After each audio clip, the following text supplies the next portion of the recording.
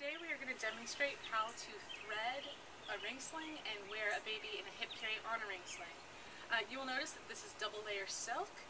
We are using this so that way the contrast between the inside and the outside of the sling as well as the rails are highlighted, and hopefully you can see what we're talking about. So for me to start, I often put the rings on the shoulder that I want to wear the sling on. So I'm going to go ahead and put it on my left shoulder, and then I'm going to reach across my back and make sure that the material is spread and not twisted in any way. Then bringing it around my body, I am going to pinch pleat the material, taking care that it is not threaded or twisted in any way. And then I'm going to feed all the material through the rings, open the rings, and feed the material back. Feed all the material through both rings, open your rings, and feed the material back through.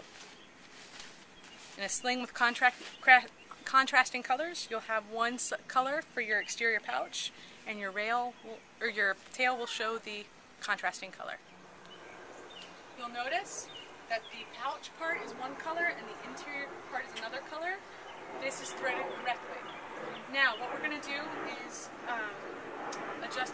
adjust the sling a little bit to create a good pocket for the baby.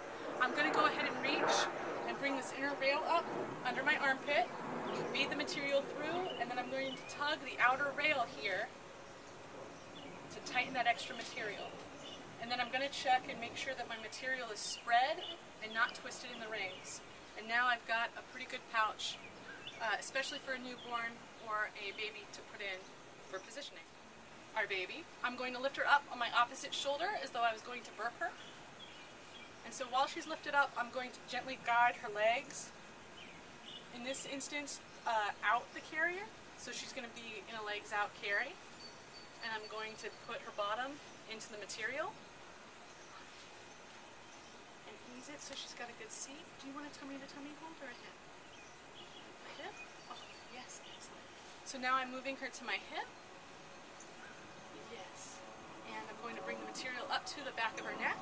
I'm going to make sure that it is under her bottom, brought up to her knees. And I'm going to move that material around and tighten that top rail. Bounce to make sure she's nice and deep in the carrier, that there's no slack.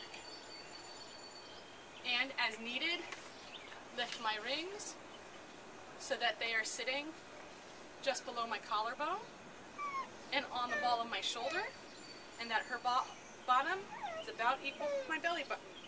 And here we have a simple hip carry. In a ring sling, it can be very convenient for nursing positions. You can nurse your baby either upright like this, so if I already had her in a hip carry and I just wanted to lower her to nurse her, I could just lower my rings a little bit and adjust my shirt. I know. And ta-da, she's nursing. That can be a really convenient and easy thing to do, especially with an older baby who's sitting up. With a smaller baby, it can be harder to get them into that position because their head control is maybe not quite so good. If you pop their legs out, you can turn them so that they're more in a cradle position. Her legs are coming out the side here, and she's crossed. The one thing I want to make sure of is that her chin is not pushed down to her chest when she's in this position, and I want to keep an eye on her so that I can see that she's not getting smothered in breast tissue or in my clothing or anything like that.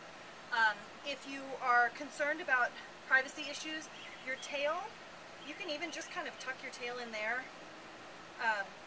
and that's going to cover up any modesty issues for you, but still leave you able to see the baby's face so that you can make sure that they're breathing and have a good airway. And that's nursing in a ring sling.